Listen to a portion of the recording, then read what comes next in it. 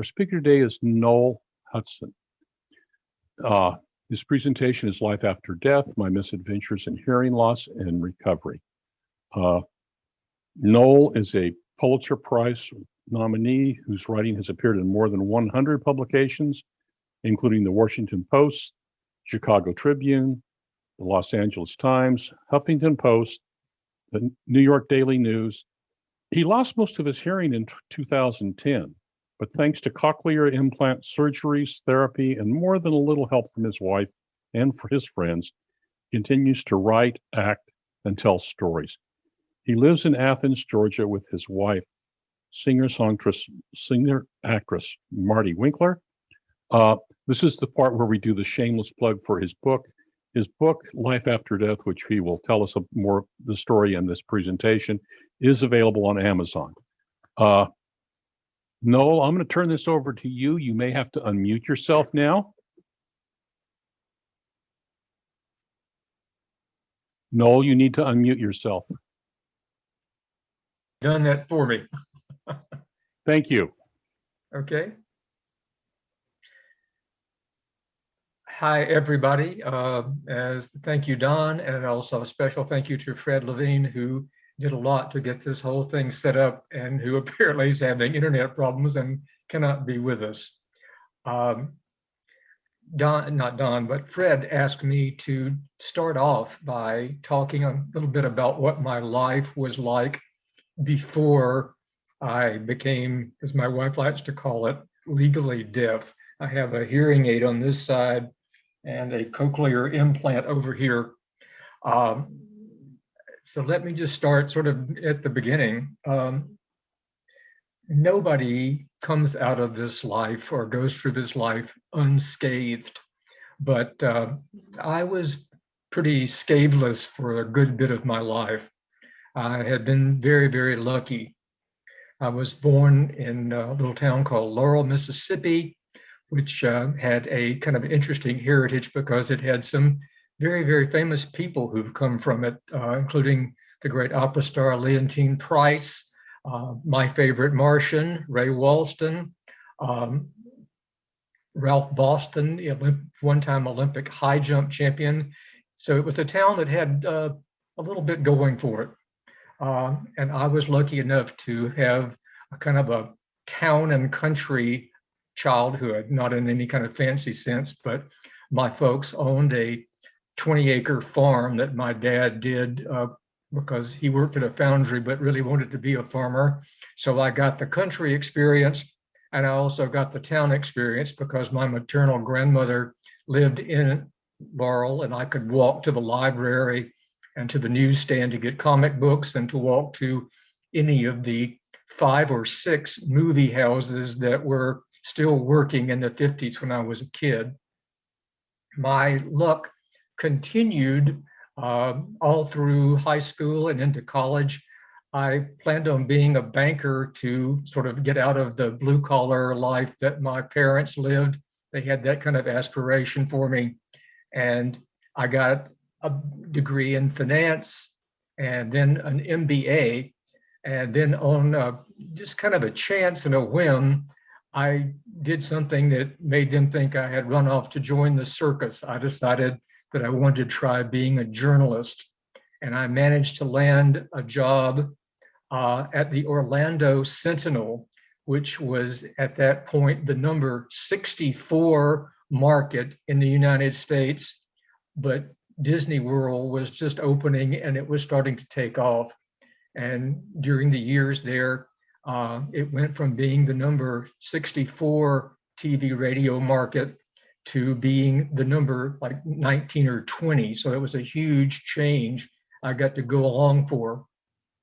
And my luck also continued in the fact that even though I started off being a general assignment reporter and doing just all kinds of stuff, I covered fires and accidents and I covered Hubert Humphrey's presidential campaign at one point, but about 2 years into my tenure there, somebody higher up in the editing ranks decided that because I had exhibited an interest in popular culture, in movies and TV and all kinds of things like that, that I would be the ideal person to be the paper's first television radio critic.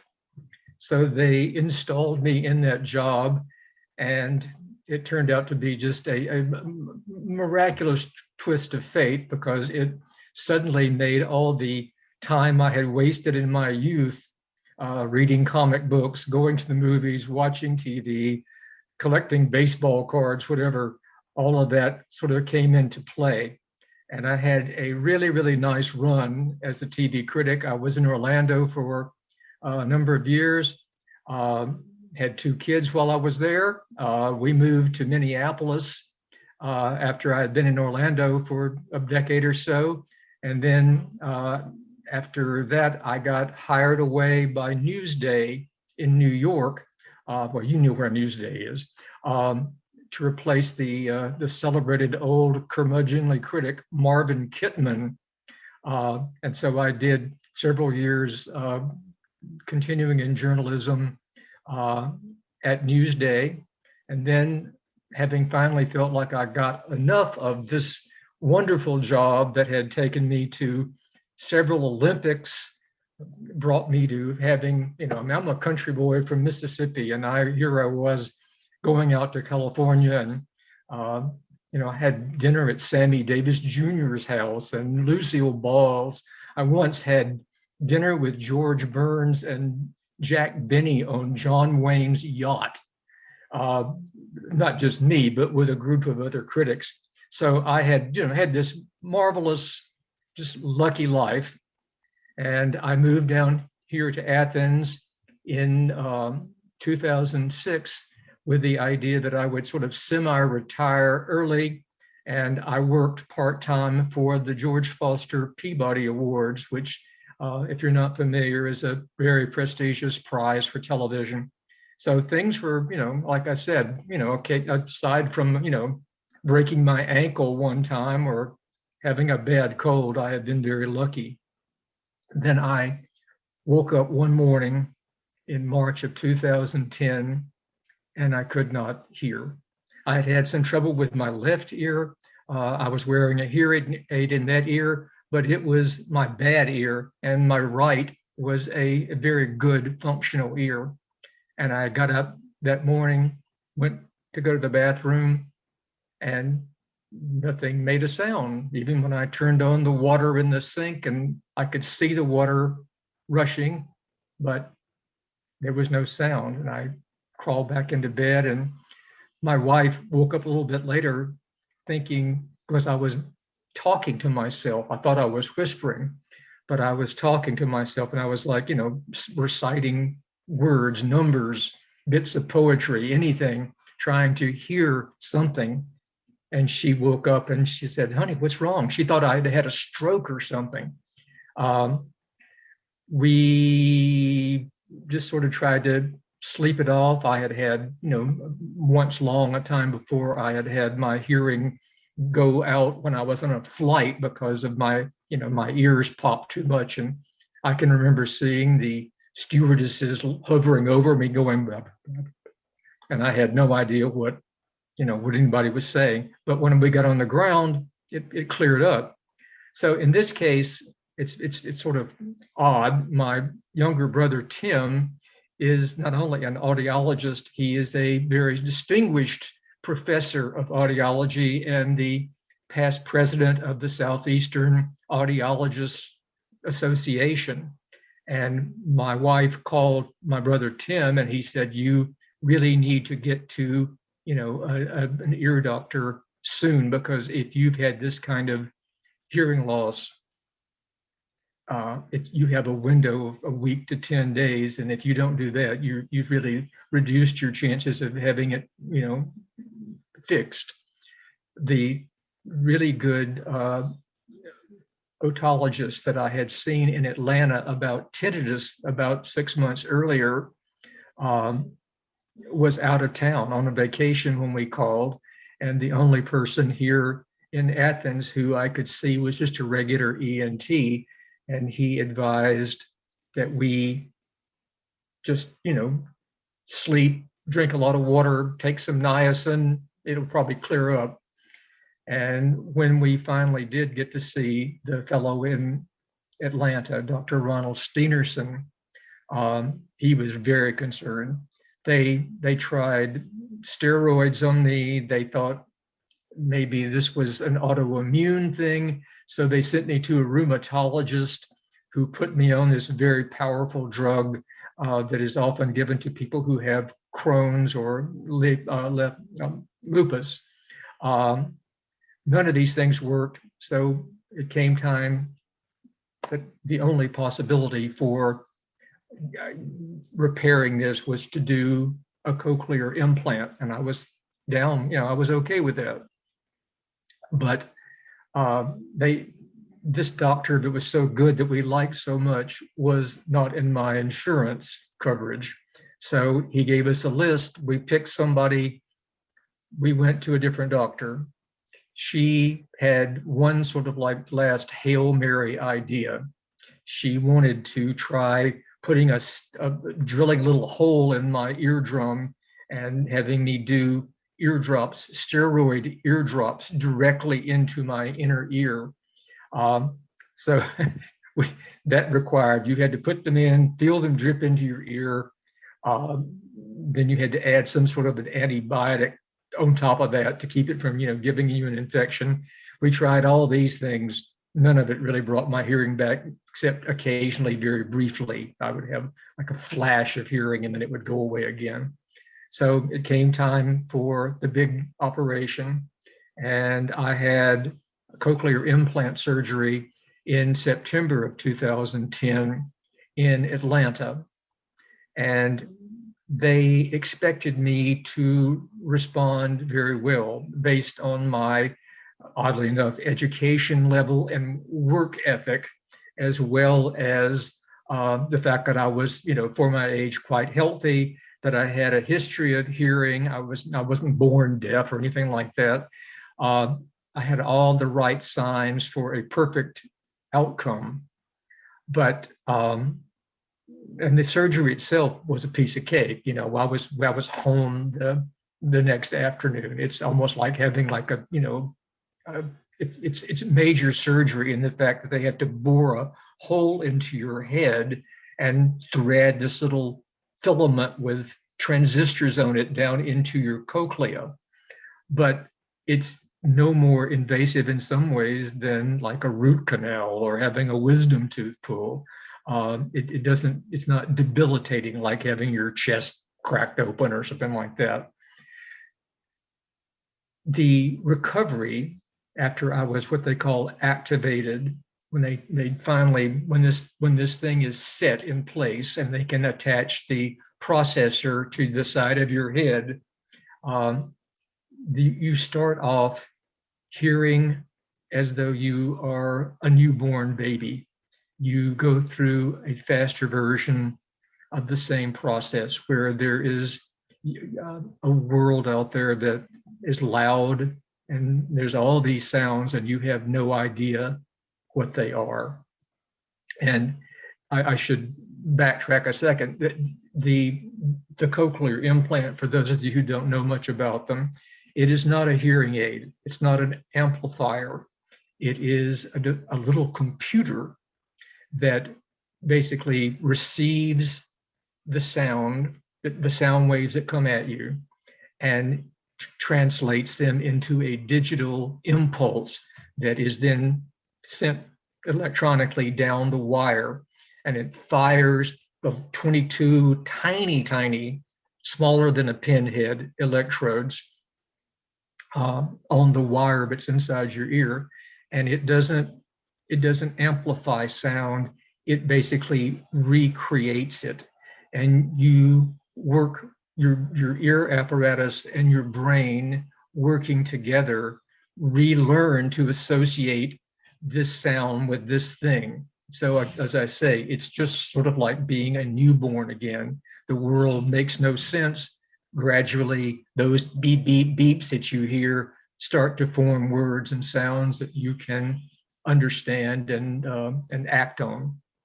So they have a training program that they give you called Sound and Way Beyond that teaches you how to work your way back. And I had a heck of a time with it. I was struggling, making very little progress. I tried, extra time on the computer with their program. I went to see a speech pathologist. I even tried to learn to lip read, or speech read, as they now call it. I was making very, very poor progress. And whenever I would raise this point, I would basically be told, well, you're just not trying hard enough, or you're just not working hard enough. So this went on for over 2 years with me trying to get some sort of, to gain the kind of functional hearing that I had been told by so many professionals that I was going to get. The first audiologist that I saw, the woman who turned on my apparatus for the first time, basically said, you probably won't even need that left ear hearing aid anymore. This is going to be so good, you'll just, you won't even want to bother with it. Well, it never got remotely that good. And my wife, Marty, another irony here, my wife is a professional singer, a wonderful professional singer who I met because I was looking for a songwriting partner back 15, 20 years ago. And I could no longer listen to my wife, let alone any other kind of music. And that was probably the biggest loss of my hearing failure. Not only the fact that I sang myself, that my wife was a wonderful singer and that I sometimes sang with her, but I had literally grown up steeped in, marinated in music. My mother was a huge music fan. She loved everything from Rachmaninoff to Elvis to Tom Jones to Edie Gourmet. So I just grew up with this wonderful mix of music in my childhood. And I sang in the choir and did all that kind of stuff. Couldn't do any of that anymore. It's mentioned in my book.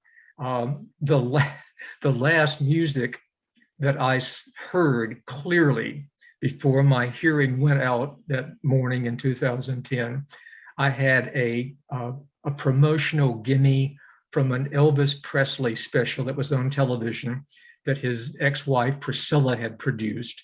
And the promotional CD they had sent out with it had all these rare tracks of Elvis, like goofing around in the studio singing, just stuff at random. And the last thing I had heard before I, went to bed that night was Elvis and his buddies doing Chuck Berry's song called "Too Much Monkey Business." And I say in the book that "Too Much Monkey Business" became sort of the theme song for this. Back to what happened. So finally, as luck would have it, I had gone to see my brother in Mobile, Alabama, where he was a professor at the University of South Alabama. And anytime I saw Tim, especially after my hearing loss, he wanted to, just check me out and see if he could figure out something to help, because he felt really bad that he was a professional in this field and he couldn't, do anything to fix it. So while we were there and he was testing my hearing and so forth, there was the staff doctor, the staff ENT at the clinic at South Alabama was, you won't believe this, it was a guy named Wiley P. Justice. He sounded like, like Jackie Gleason's character from the Smokey and the Bandit movies. But he looked at my ear, Dr. Justice, and then he put me on a powerful microscope so you could see on a little screen what it was. And he said, "This is why you're not hearing very well with this implant. It has extruded the little filament, the little tiny wire with the electrodes had worked its way through the tissue where they had placed it.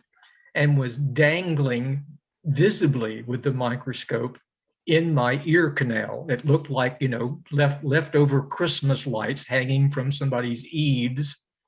So armed with that information, I managed to get, and my wife, who was my junkyard dog about this, just never letting go, Marty and I managed to get Cochlear Americas, the manufacturer of my implant, and all my doctors to sign off on the idea that there was both a possible problem with the equipment itself, but also that the extrusion had made it useless. So I had to get it took a lot of hoops to jump through with insurance, but we wound up going to Los Angeles to a world-renowned clinic, the House Ear Institute, in 2013 for a do-over. So the doctor there, who was really, really great, they had to pull the old thing out, and he didn't like the placement of the original implant. So he filled that hole with some sort of bone paste and drilled a new hole in my head farther back. And we started the whole process over again, and it went faster this time. Once your brain has had an experience with this learning to hear through this new digitized approximation of sound, it's just easier. And I still didn't perform quite as well as they predicted, but it was better. And I regained what I would basically call functional hearing. I still, after all this time, 8 years after that second surgery, I still don't talk on the phone much, because it's just, I don't hear so clearly that I can hear a voice that doesn't have a face with it. But I have sort of continued to try to get on with life. And when I started writing my book, which I will hold up, my book, Life After Death, published by Skyhorse in 2019 and distributed by Simon & Schuster. I thought I was writing a book about my hearing loss and that experience. And it is that.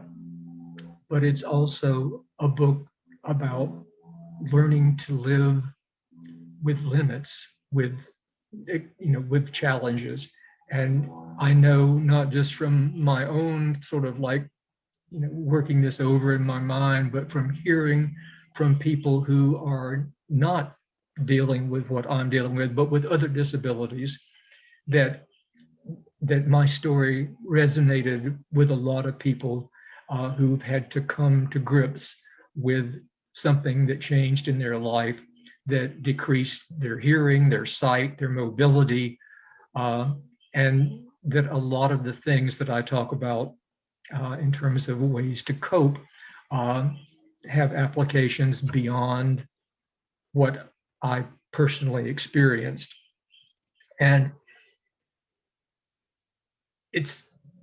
I say in the book, and this has sort of been a sort of a mantra of mine for many, many years, that which does not kill me makes a good story. Pretty much everything that's ever happened to me that was good, bad, or indifferent, I've tried to find a way to make a story out of it. And I know now much more clearly that those, getting scathed, if that's actually a word, it's what makes you grow, how you react to those things, those challenges, those downturns in your life. And we wouldn't be who we are without them. I would love to have my hearing back. I would love for this to all go away still, but I'm probably a better, more sympathetic, empathetic person for having had this happen. And for one thing, it sort of made me become an author. I had written so many words for newspapers and magazines, but had never even attempted a book. If I may, just if you will indulge me, I was sort of thinking about what chapters in my book to read, and I wound up reading different things for different groups, but I didn't necessarily think of myself as a humanist. Pardon me for not having been paying enough attention to everything, but after looking at your website and reading up on humanism and so forth, I'm pretty sure I'm going to look around Athens in the next few weeks and see if there's anything like your organization there. So anyway, this is a chapter from late in the book, if I may. It's called "I Say a Little Prayer."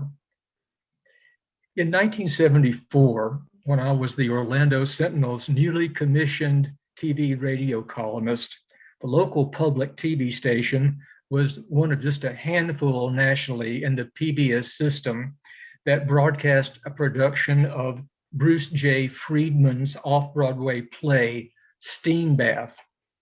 The bathhouse in the play was a stand-in for purgatory, a motley assortment of men and women clothed only in white towels, kill time trading life stories and philosophies.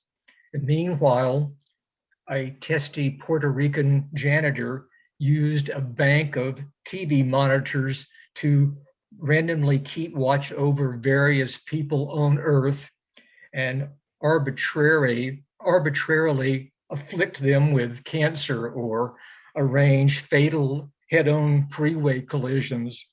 In one snide aside, he ordered an acne outbreak for Debbie Reynolds. It was satire, of course, a rueful joke. I don't know if Friedman believed in any kind of God, but it was clear that he didn't believe that heartache and hard luck and pain that we all encounter during our limited time on Earth is ordained or orchestrated by a vengeful or contrary creator. I mentioned Steam Bath because I have never thought of my hearing loss as divine recompense for something I did or didn't do. Well, maybe momentarily a few times. It's hard not to wonder. But as a long haul rationale, no. It is what it is. Deal with it. Religiously speaking, I am these days and have been for some time what an old college buddy of mine called a Seventh-day adventurer. I was raised Methodist in the South, and I still go back to it from time to time. John Wesley is one of my namesakes, but I have dabbled in everything over time, everything from Judaism to Buddhism. I was attending services at a Unitarian Universalist fellowship in Athens at the time of my hearing loss. I stopped going mainly because I could no longer hear the homilies. I haven't prayed to be delivered from this disability, and I haven't asked friends or family to do so on my behalf. If they want to do that on their own, that's wonderful. I appreciate the love and the good and positive energy it represents, but I don't count on it to cure my problem. A pretty niggling ailment, actually, given all the possibilities. It's not that I don't believe in the practice, just that I don't think my mind is now or ever will be big enough or acute enough to grasp whatever big picture it might be. I wrote a song about this some years ago, a song that is second plugola of the day. This is my new CD. It's called Better Late. Features a few vocals by me recorded back when I could still hear, but we finished the album this past year using friends from Athens' really great music scene to sing my songs, because even though my hearing sort of came back, my pitch is totally gone. Anyway, so I wrote this song some years ago. My wife and I were driving back from Mississippi in an old car that my mother had given me because she couldn't drive anymore. And we were driving the Natchez Trace, the ancient highway that goes from Natchez through Jackson all the way up through North Mississippi to Nashville. And somewhere around Tupelo, Mississippi, where we hope to see Elvis's birthplace and possibly the Phantom King himself, I had a flash of inspiration while we were listening to gospel radio, which is very commonplace in that part of the country. My wife was napping on the passenger side when I pulled off the trace, found a ballpoint pen and an empty envelope in the glove compartment, and jotted down the lyrics buzzing around in my head. Took maybe 10 minutes. It's about things people pray for and how what they should and shouldn't do when they pray. It's called These Things. And I'm just going to quote a little bit of it. This is actually a song that's on the CD. Give us this day our daily bread. Stop the roof from leaking over our heads. Don't let us be too easily led. These things we ask of you. Watch over our souls while we're asleep. Keep the price of tomatoes from climbing too steep. Make the rest of our years always be leap. These things we ask of you. And the song goes on in the chorus to talk about just the fact that we really, it's a shot in the dark.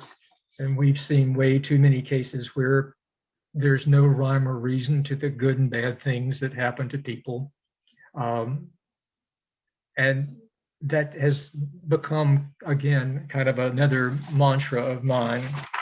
And as I say at the end of this chapter, I've got no clue whether my hearing loss or any other adversity I've faced in my life is personal or if it's part of some larger plan. When I pray occasionally, it's not for things, it's just for patience and perspective. So folks, this concludes the yakking and yakking. If y'all would like to ask me some questions, I would be very happy to answer. Great. Thank you very much. It was very interesting, Noel. I do have a question for you to start with. I know you focused on your journey after waking up in March in 2010 with no hearing. At any point, did any doctor or professional suggest what caused your loss of hearing, or is it just one of they couldn't pinpoint? Even after all these years, Don, they are not sure. It could have been viral. It could have been some sort of autoimmune disease where my body thought something was wrong, and literally this happens in other kinds of like rheumatoid arthritis and things where the body attacks itself thinking it's trying to protect it. But it could have been, the one thing they do know is that and I always felt greatly relieved about this, because it's not because I listened too loud to, the Rolling Stones or the Who or something. But what they have also told me is that this kind of sudden onset loss, that it really doesn't matter. It would be nice to know what caused it, but there are only certain things they can do, and the treatments would be pretty much the same regardless. But the best guess is that it is an autoimmune illness. Okay, thank you for that. I'm glad to hear that you realized that it wasn't the Stones or the Who or Pink Floyd or Led Zeppelin or anyone like that, because I would be guilty of that too. A couple questions that came in on the chat. I'll remind everybody, if you have questions for Noel, enter them in the chat or raise your virtual hand. Jozoski asked if you were connected with the deaf community or any other peer advocacy groups, so you'd have to go through what you were going through alone, so you had some support. And the answer to that is, as far as the capital D deaf community, no. The deaf community is kind of a nation to itself, and don't want to mischaracterize this, but there is, whether it's extensive or not, there is within the deaf community a resistance to cochlear implants and a resistance to the whole idea of even discussing this or characterizing it as a disability. The communities that I have had much more communication with and have found a home or, you know, consolation from, the Hearing Loss Association of America, which has chapters everywhere. It's kind of how I wound up speaking to you today. I did a thing with the Albany chapter a couple of months ago. The HLAA is really, really great about connecting with people with all kinds of hearing loss to each other. And there are sort of chat rooms and things set up by the manufacturers of the implants, but I found the absolute best source for me. I've learned so much and have been able to be useful to people as well. There are a number of Facebook pages. There's one called Cochlear Implant Experiences. There's one called Cochlear Town, where people who have long had implants or who have just gotten them can post things, and never fails that you get dozens, sometimes hundreds of responses when you have a question. Quite honestly, if I had known about these sites before I started writing the book, I'm not even sure I would have written it, because so many of the things that I sort of stumbled around trying to learn were actually there, and I just didn't discover them until people read my book and wrote and said, "Oh, are you a member of so-and-so's Facebook page?" So yeah, that's the deaf community is, I know very, very few people who are fully deaf and consider themselves in that community. And that's one of the reasons why that even though I have learned some sign language, I don't get to practice it very often because I don't know people who speak with their hands. Mm-hmm. Thank you. And I'm going to say Hanny's last name. Hanny Mara made a comment. Having just watched the movie Sound of Metal, it makes your experience much more visible and helped understand the degree of suffering. I'm not familiar with the movie Sound of Metal. Are you? I have two things to tell you about Sound of Metal. One is, you know, I do act a little bit, and I've continued to try even with this, but I actually was asked to audition for that movie. I auditioned and got a call back for the role of the mentor, the guy in the deaf community who kind of takes the drummer under his wing.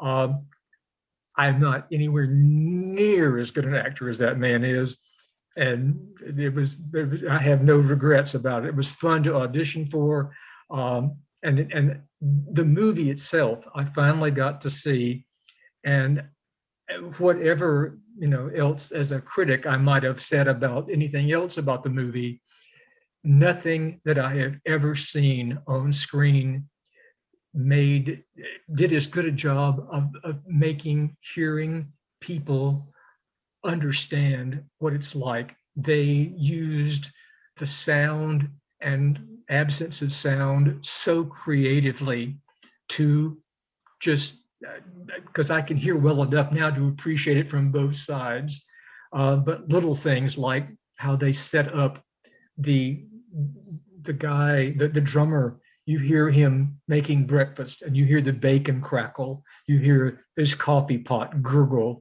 you hear all these morning, you know, kitchen sounds. And then the next day, he goes through the same routine when he's deaf, and those sounds are gone. And that's exactly how it felt that first morning for me.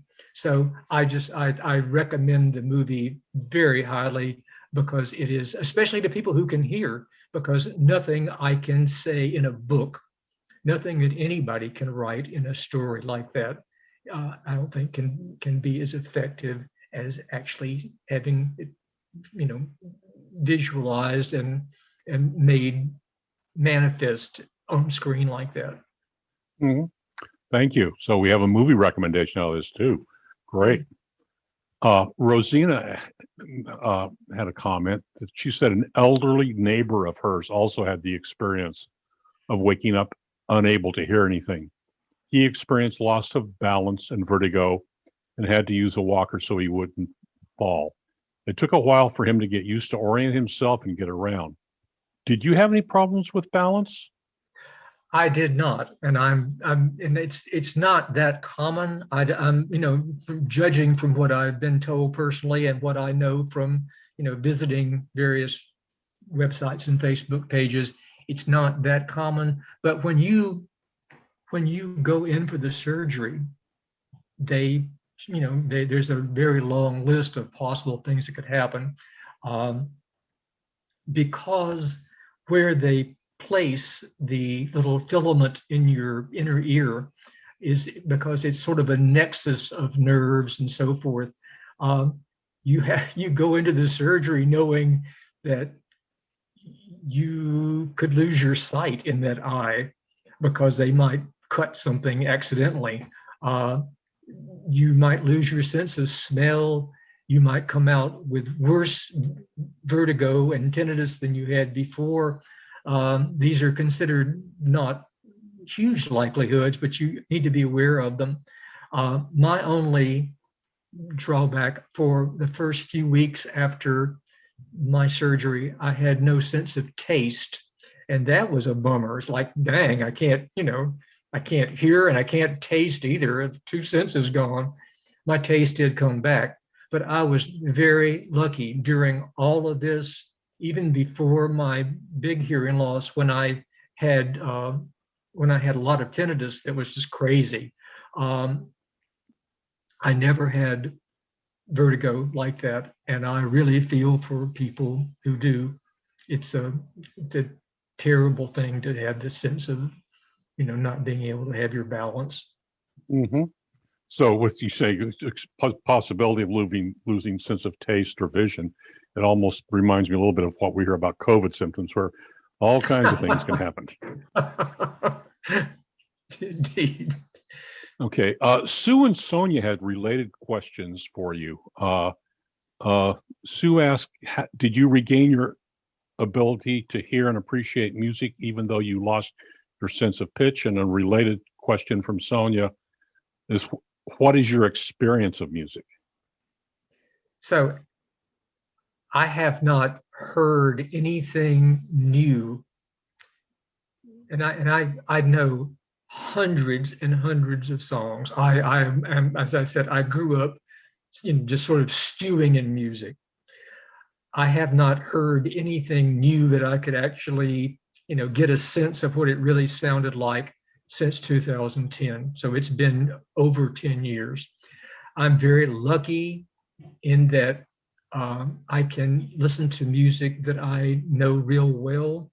So, whether it's, old Beatles albums or, Andy Williams, whatever. I can, if I play a record that I knew when I could hear, I can kind of, fill in the blanks. But the problem with the implant, and again, it varies from case to case. I know people who both listen to music actively now and who still play music actively. But in my case, there are 22 electrodes on the little wire, and that's compared to an actual working good ear that has the ability to hear hundreds more, variations and subtones and things like that. So the problem of it is that you're basically, you just don't have the range that a normal person does. So for me, the music that works best, unless I know it practically by heart,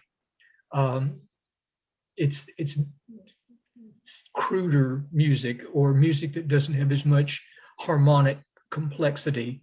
I listen to a lot of drummers. I like simple jazz that has just like a bass and a piano and a drummer. And that's what I mainly listen to now, is old stuff. I shouldn't even say mainly. What I listen to now is old stuff that I know real well, or simpler stuff, solo piano, solo guitar, lots and lots of drummers. Mm-hmm. Okay.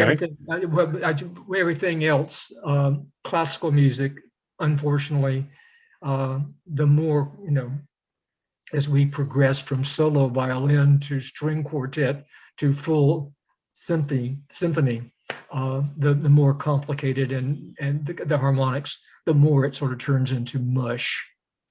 Okay. So Hanny had another question for you.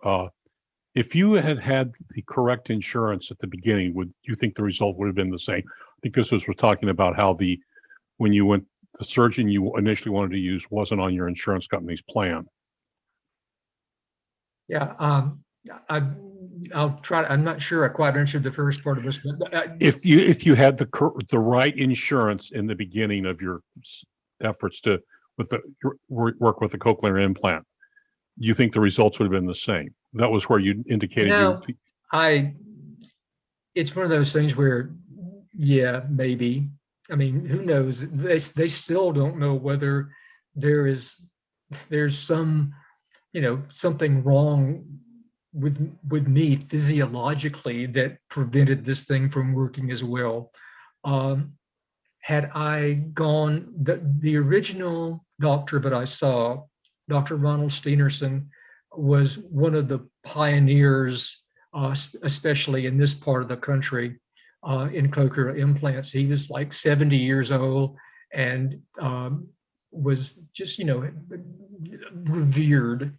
But again, Blue Cross Blue Shield of Georgia wouldn't cover him.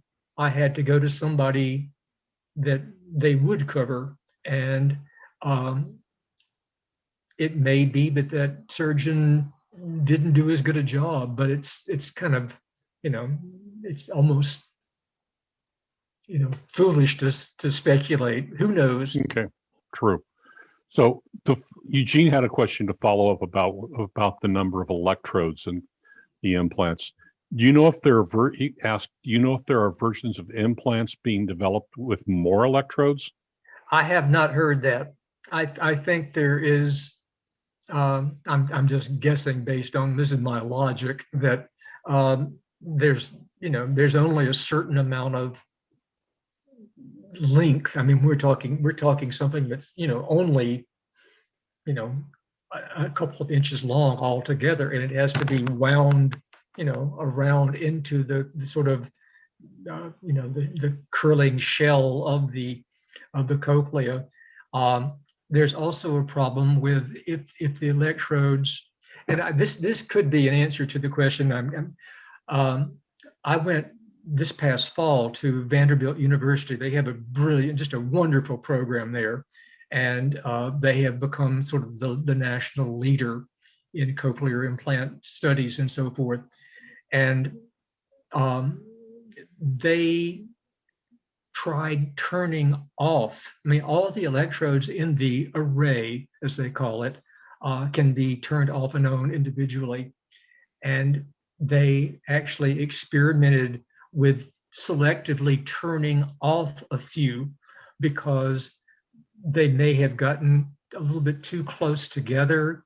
They may have not been in the ideal site for each one to be placed. They were too close to the nerve or too far from the nerve. So I think that there may be an optimum number of these things, just because if it gets too crowded, it's like they run the risk of making each other kind of buzz or something. Hmm. Sue had a question more about another question about the implants. Is the implant permanent, or will it need to be replaced eventually? It will outlive me. They keep developing the processor part, the outer part. Uh, you get upgrades if you want every like 5-6 years, just because they keep coming up with better, lighter, smaller devices, but they don't pull the interior part out when they do that. You Okay. you will you will keep the interior piece of the apparatus um, for as long as it doesn't malfunction. And I'm not aware of a lot of malfunctions. They're built to last, and they're some sort of stainless steel, titanium, or something like that. So they never rust. They never go bad. Well, to me, it makes it interesting that your experience where the first placement, it looked like it was not correctly placed for whatever reason. They went back and redid it. So was that some hesitancy for the medical community because, well, this never happens. We have to do this. I'm not sure it makes that much difference. The doctor who did my second implant, who pulled the old one out and put the new one in, just didn't. It wasn't his style. He liked placing them higher up on your head. Mm-hmm. And I mean, the only thing I regret about losing the old implant and having to have the new one is that the doctor who did the second one put it up higher. So when I try to put on a baseball cap, I invariably knock my implant off. Uh, Wardrobe. The first time around, it was lower than the level of my hat, so I did knock the thing off.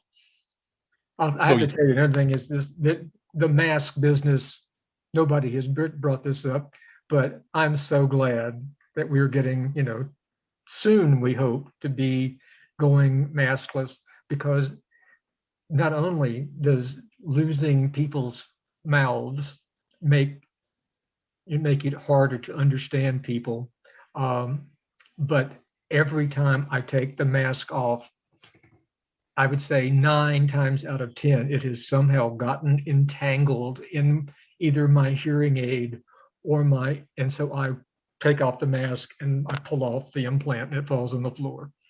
Mm-hmm. That's no fun. So Sonia had a comment that she thought it was interesting that your pitch perception was affected, but it doesn't appear to be reflected in your speech. No, it did not. I don't, at least nobody, if it's affecting my speech, then people who know me have been incredibly discreet about not telling me. Again, another place where I was lucky, but remember, I was a hearing, jabbering person for 60 years. So I'm probably not going to be affected in terms of how I sound to myself, the way it would be for a person who spent years being deaf and mainly communicating by sign language. Mm-hmm. Well, I don't see any more questions from anyone. Noel, I want to thank you very much. Very interesting presentation. I do applaud your resilience and perseverance in making the progress you've made in the last decade. And also want to thank you for pitch hitting for us on a short notice. But we do appreciate you showing up, coming today.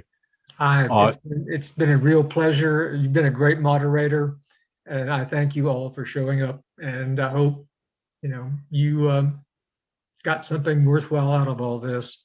And by the way, if anybody has anything else to ask or wants to contact me about anything, my email is nholston@uga.edu. I'm still using my old university email address from when I was working at the school, in the journalism school. So